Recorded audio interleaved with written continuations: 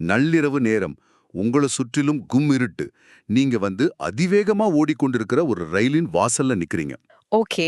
கேட்கவே கொஞ்சம் திகிலா இருக்கு. ஆமா, திடீர்னு அந்த ஓடுற ரயில்ல இருந்து வெளியே குதிக்கிறீங்க. கீழ உங்கள காப்பாற்ற ஒரு பாதுகாப்பான வலை இருக்குன்னு முழுமையா நம்பி குதிக்கிறீங்க. கொஞ்சம் கற்பனை செய்து பாருங்க. இந்த செயலை நீங்க எப்படி பாப்பீங்க? வெளிப்படையா சொல்லப்போனா, இத ஒரு முட்டாள்தனம்னு தான் பலரும் சொல்வாங்க. கண்டிப்பா. ஒரு விதமான கண்மூடித்தனமான தைரியம் அல்லது வேறு வழியில்லாத விரக்தி இருந்தா ஒழிய, யாரும் அப்படி ஒரு காரியத்த செய்ய மாட்டாங்க.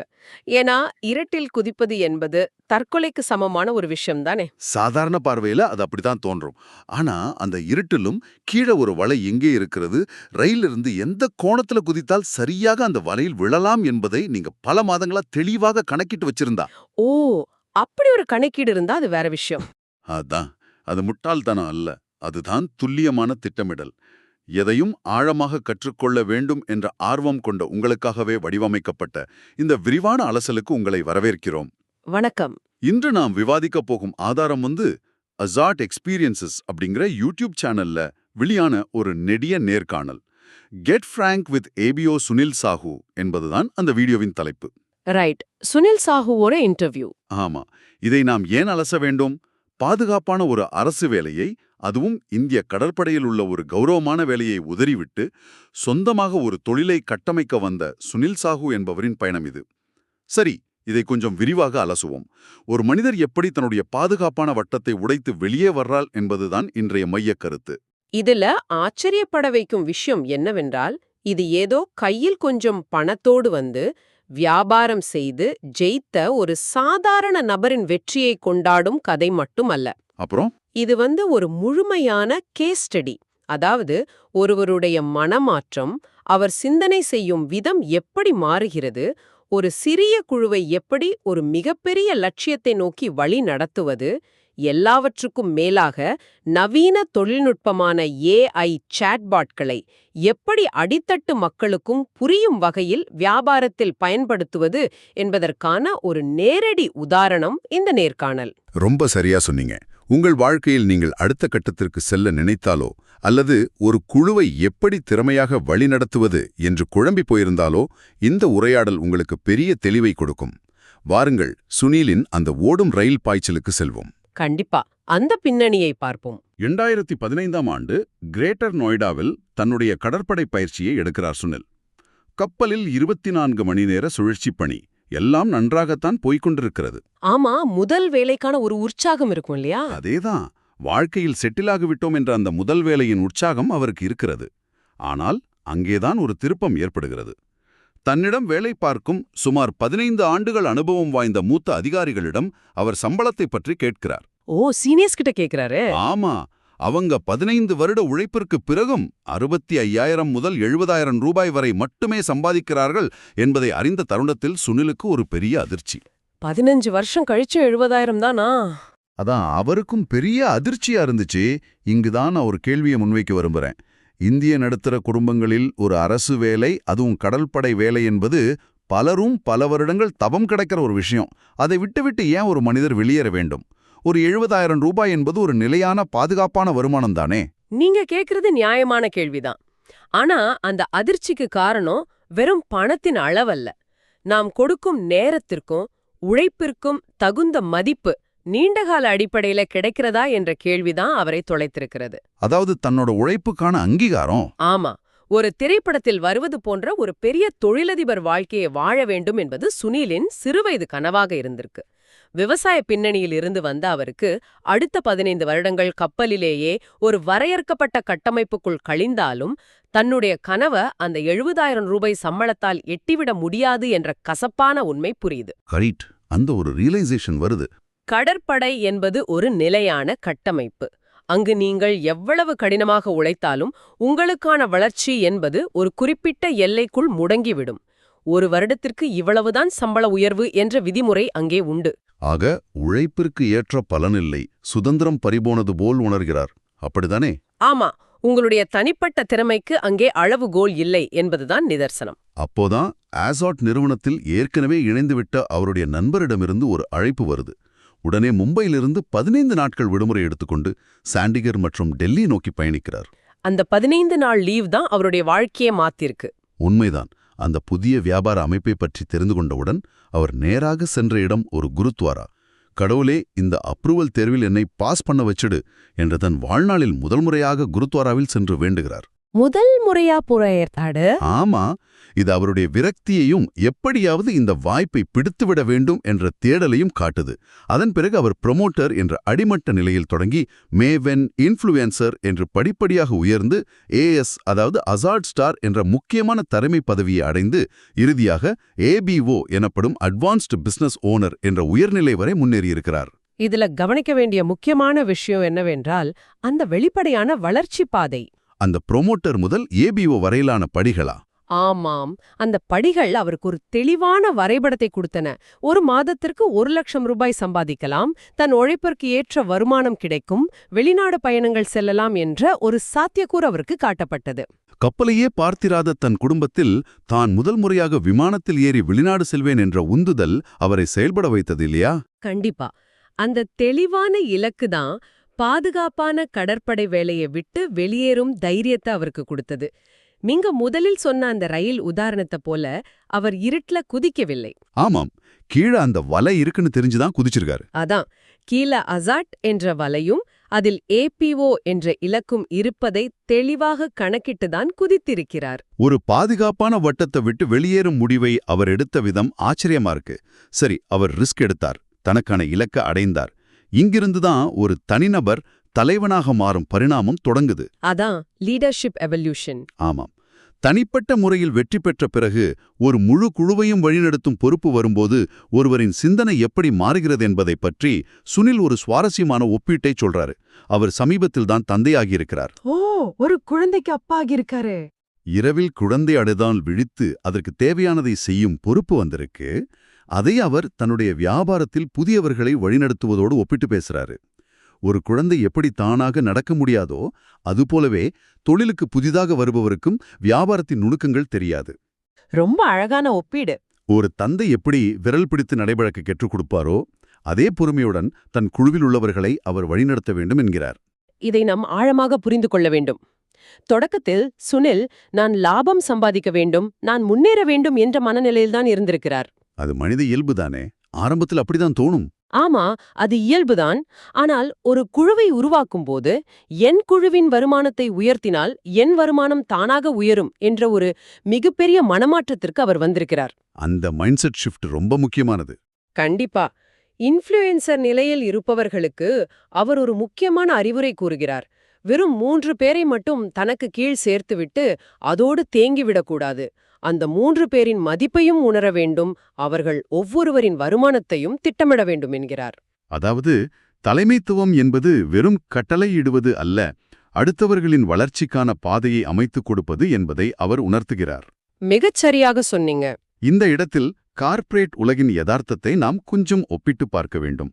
சாதாரண கார்ப்பரேட் உலகில் பக்கத்து சீட்டில் இருப்பவர் தன்னை விட முன்னேறிவிடக்கூடாது என்ற போட்டிதான் இருக்கும். தன்னுடைய வெற்றி ரகசியங்களை யாரும் எளிதாக பகிர்ந்து கொள்ள மாட்டார்கள். அதுதான் கார்ப்பரேட் கல்ச்சர். ஆமா. ஆனா இங்கு சுனில் எல்லாவற்றையும் வெளிப்படையாக பகிர்ந்து கொண்டு தன் குழுவை உயர்த்த நினைக்கிறார். மேலோட்டமாக பார்த்தால் இது ஏதோ சமூக சேவை செய்வது போல தோன்றலாம். ஆனால் இது வெறும் நல்லெண்ணமா அல்லது இதற்கு பின்னால் ஒரு புத்திசாலித்தனமான வியாபார தந்திரம் இருக்கிறதா? இதை ஒரு பிராக்டிக்கல் சிம்பயோசிஸ் அல்லது பரஸ்பர வளர்ச்சி என்றுதான் சொல்ல வேண்டும். இது வெறும் தர்மக்காரியம் அல்ல, இது ஒரு மிகச்சிறந்த வியாபார தந்திரமும் கூட. எப்படி சொல்றீங்க? நீங்க உங்கள் குழுவின் வருமானத்தை உயர்த்தும்போது மறைமுகமாக உங்கள் சொந்த வர்த்தகத்தையும் லாபத்தையும் பலப்படுத்துகிறீர்கள். சுனில் இங்கே எதிர்மறை மனப்பான்மை மற்றும் வளர்ச்சி மனப்பான்மை ஆகியவற்றுக்கு இடையேயான போராட்டத்தை அழகாக விவரிக்கிறார். Negative mind set versus growth mind set. ஆமா, எதிர்மறை மனப்பான்மை என்பது என்னால் முடியுமா அல்லது மற்றவர்கள் வளர்ந்துவிட்டால் ஏன் இடம் பறிப்போய்விடுமோ என்று பயப்படுவது.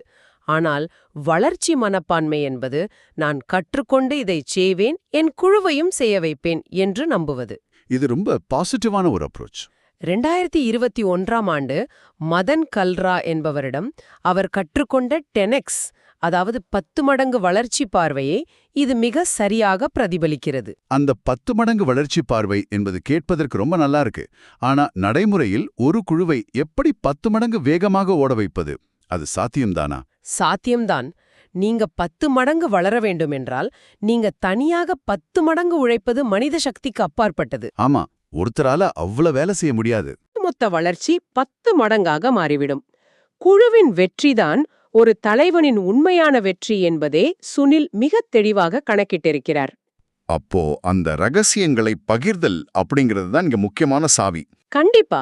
தன்னுடைய ரகசியங்களை மறைத்து வைப்பதால் வரும் லாபத்தை விட அதை பகிர்ந்தளிப்பதன் மூலம் உருவாகும் ஒட்டுமொத்த வியாபார பெருக்கம் பல மடங்கு பெரியது என்பதை அவர் அனுபவபூர்வமாக உணர்ந்திருக்கிறார். ஒருவருடைய வெற்றி மற்றவரின் வெற்றியோட பின்னி பிணைந்திருக்கிறது என்பதை புரிந்து கொள்ள முடிகிறது. சரி, சரியான மனநிலையும் வந்துவிட்டது, குழுவும் இணைந்துவிட்டது. ஆனால் தற்போதைய நவீன உலகத்திற்கு ஏற்ப தொழிலை எப்படி அடுத்த கட்டத்திற்கு நகர்த்துவது என்ற கேள்வி எழுகிறதல்லவா? ஆமா, டெக்னாலஜி ரொம்ப முக்கியம். இங்குதான் நேர்காணலின் மிக முக்கியமான பகுதியான தொழில்நுட்பம் உள்ள வருகிறது. சுனில் தன்னுடைய குழுவினரை ChatGPT, இன்ஸ்டாகிராம் மற்றும் யூடியூப் போன்ற AI மற்றும் சமூக வலைத்தளங்களை பயன்படுத்துவாறு தீவிரமாக ஊக்குவிக்கிறார். அது ரொம்ப தேவையான ஒரு முன்னெடுப்பு. உள்ளடக்கம், அதாவது கண்டென்ட் உருவாக்கவும் வாடிக்கையாளர்களிடமிருந்து வரும் கேள்விகளுக்கு எப்படி பதிலளிப்பது என்பதை கற்றுக்கொள்ளவும் ChatGPT-யை பயன்படுத்துமாறு சொல்றாரு. அத்தோடு நில்லாம தொடர் கற்றலின் முக்கியத்துவத்தையும் அவர் வலியுறுத்துறாரு. குறிப்பாக AJS எனப்படும் ஒரு பயிற்சி வகுப்பை பற்றி அவர் பேசுகிறார். இதன் கட்டணம் பாத்தீங்கன்னா வெறும் 79 ரூபாய் மதிப்புடையதுதான். வெறும் 79 ரூபாய் தானா? ஆமா. ஆனா இந்த வகுப்பை கற்கும் முறை பற்றி அவர் ஒரு கராரான ஆலோசனையை முன்வைக்கிறார். ஒரு திரையில் 5-6 பேர் ஒன்றாக அமர்ந்து இந்த காணொளிய பார்ப்பதால் எந்த பிரயோஜனமும் இல்லைன்னு சொல்றாரு. அப்படின்னா எப்படி பார்க்கணும்னு சொல்றாரு. ஒவ்வொருவரும் தனித்தனியாக பதிவு செய்து தங்களின் தனிப்பட்ட மொபைல் அல்லது கணினியில் கற்றால்தான் முழுமையாக பயன்பெற முடியும் என்கிறார். இங்கே ஒரு நிமிஷம். ஒரு திரையில் 5 பேர் அமர்ந்து பார்ப்பதால் பணம் மிச்சம்தானே ஆகும். அதை ஏன் அவர் எதிர்க்க வேண்டும்? அதுக்கு ஒரு உளவியல் காரணம் இருக்கு. அத நான் சொல்றேன். அதுக்கு முன்னாடி எனக்கு இதுல ஒரு பெரிய சந்தேகம் இருக்கு. சுனில் ஒரு முன்னாள் கடற்படை வீரர். அவருக்கு உலக அறிவு இருக்கலாம். ஆனா அவர் வழிநடத்தும் குழுவில் பெரும்பாலும் சாதாரண கிராமப்புற பின்னணியிலிருந்து வந்தவர்கள் இருக்கிறாங்க. ஆமா, அவங்க பேக்ரவுண்ட் வேற. அப்படிப்பட்ட ஒரு வியாபார அமைப்பில் AI மற்றும் ChatGPT போன்ற அதிநவீன தொழில்நுட்பங்களை திணிப்பது எந்த அளவுக்கு சாத்தியம்? ஆங்கிலமே சரியாக தெரியாத ஒரு கிராமப்புற இளைஞரை ChatGPT-யை பயன்படுத்தச் சொல்வது அவரை அச்சுறுத்தாதா? இது நடைமுறைக்கு ஒத்துவராத ஒரு விஷயம் போல தோன்றுகிறது. இது ஒரு மிக முக்கியமான வாதம். மேலோட்டமாக பார்த்தால் AI என்பது படித்தவர்களுக்கு மட்டுமே சொந்தமான ஒரு தொழில்நுட்பம் போல தோன்றலாம். ஆனால் AI-யின் உண்மையான வளர்ச்சியே அது அறிவை அனைவருக்கும் சமமாக பகிர்ந்தளிக்கும் ஒரு கருவியாக மாறுவதில்தான் இருக்கிறது. அறிவை சமமா பகிர்ந்தளிக்குதா? எப்படி? இப்போ ஒரு கிராமப்புற இளைஞருக்கு ஆங்கிலம் சரளமாக வராமல் இருக்கலாம். ஆனால் அவரிடம் ஒரு ஸ்மார்ட் போன் இருக்கிறது இல்லையா? இன்று ChatGPT போன்ற AI கருவிகள் குரல் வழி பதிவுகளை, அதாவது வாய்ஸ் இன்புட்டை ஏற்றுக்கொள்கின்றன, பிராந்திய மொழிகளிலும் பதிலளிக்கின்றன. ஓ, அப்போ தமிழ், ஹிந்தி மாதிரி மொழிகள்லயும் பயன்படுத்தலாம். ஆமா, ஒரு வாடிக்கையாளரிடம் எப்படி பேசுவது, ஒரு பொருளை எப்படி விளக்குவது என்ற தயக்கம் அந்த இளைஞருக்கு இருக்கும்போது அங்கே ஒரு மனித வழிகாட்டி எப்போதும் கூடவே இருக்க முடியாது. அந்த நேரத்துல தான் ChatGPT ஒரு மெய்நிகர் வழிகாட்டியாக, அதாவது ஒரு வர்ச்சுவல் மென்டராக செயல்படுகிறது. இந்த கேள்விக்கு நான் எப்படி பதிலளிப்பது என்று அவர் தன் சொந்த மொழியிலேயே AI-இடம் கேட்க முடியும். அப்படியென்றால் AI என்பது அவர்களுக்கு ஒரு தடையாக இல்லாமல் அவர்களின் பலவீனங்களை மறைக்கும் ஒரு பாலமாக செயல்படுகிறது என்கிறீர்கள். அதேதான் சொல்றேன். சுனிலின் தகவலமைப்பு திறனை நாம் இங்கே கவனிக்க வேண்டும். நேர்காணல்ல அவர் ஒரு அற்புதமான உதாரணம் சொல்றாரு. தண்ணீர் எந்த பாத்திரத்தில் ஊற்றப்படுகிறதோ அந்த பாத்திரத்தின் வடிவத்தை அப்படியே எடுத்துக்கொள்ளும். ரொம்ப பிரபலமான ஒரு தத்துவம் இது. ஆமா, அதே போலவே ஒரு தலைவன் தன்னை சுற்றியுள்ள சூழ்நிலைக்கு ஏற்ப தன்னை மாற்றிக்கொள்ள வேண்டும் என்று சொல்றாரு. நவீன தொழில்நுட்பத்தை கண்டு பயந்து ஓடாமல் அதை தன்னுடைய குழுவின் கல்விக்காக அவர் பயன்படுத்துகிறார். அந்த AGS பயிற்சி வகுப்பு பத்தி கேட்டனே, அதுக்கு என்ன சொல்றீங்க? ஆமா, அந்த கேள்விக்கு வர்றேன். 5 பேர் சேர்ந்து ஒரே திரையில் பார்க்கும்போது அங்கே ஒரு விதமான பைஸ்டாண்டர்ட் எஃபெக்ட் உருவாகும். அதாவது வேற யாரோ கவனித்துக் கொள்வார்கள், நமக்கு தேவையில்லை என்ற எண்ணம் வரும். ஓ, பொறுப்பு தட்டி கழிக்கப்படும் சொல்றீங்க. எக்ஸாக்ட்லி.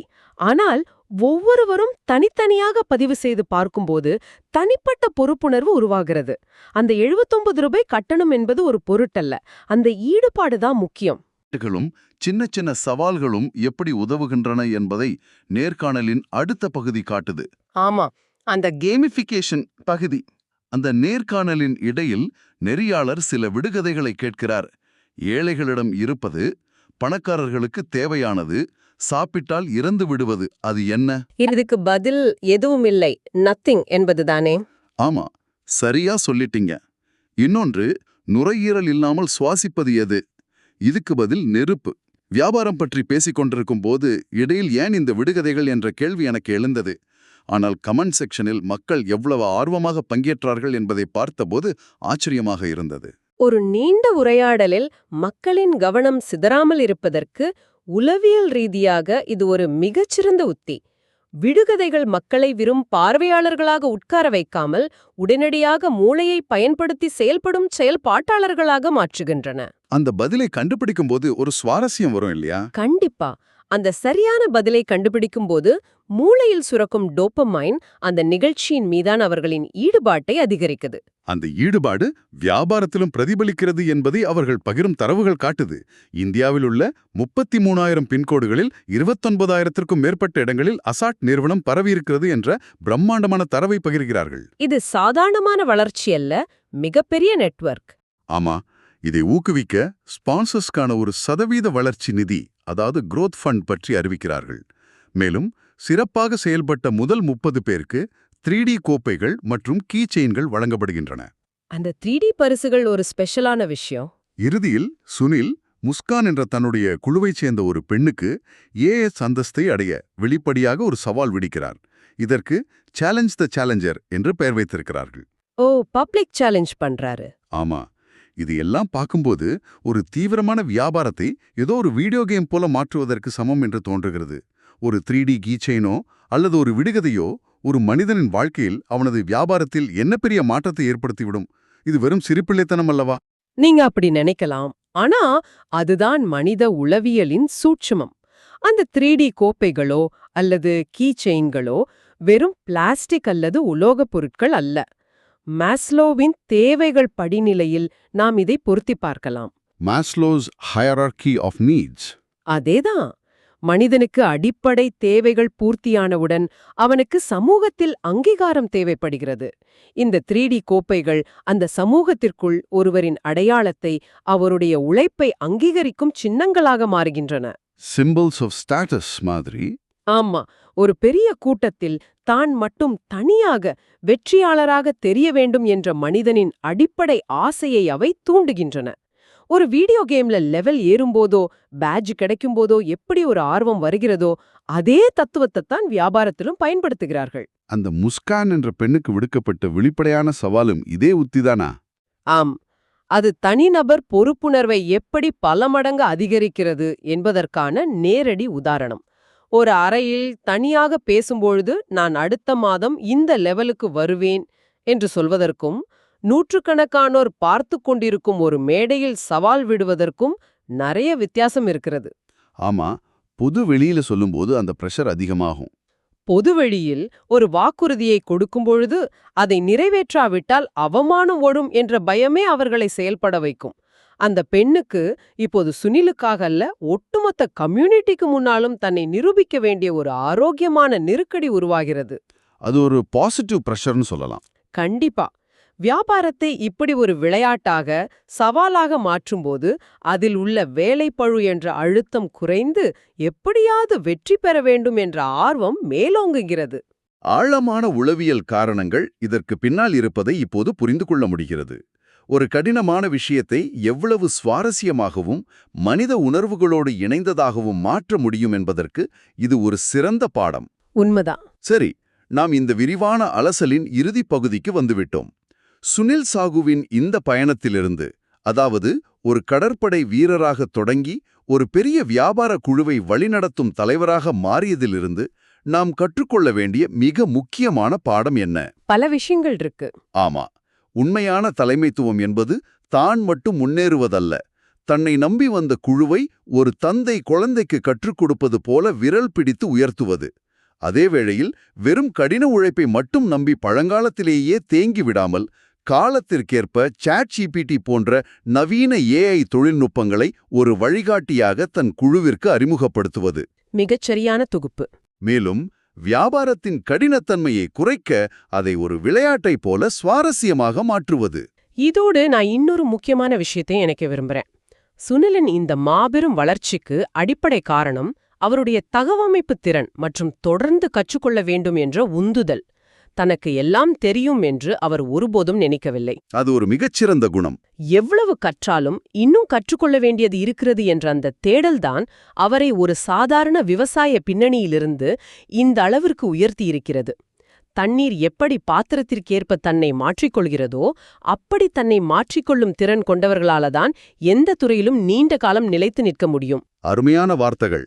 கேட்கும் நண்பர்களே, இப்போது உங்களுக்கான நேரம். உங்களை நீங்களே ஒரு சில கேள்விகளை கேட்டுக்கொள்ளுங்கள்.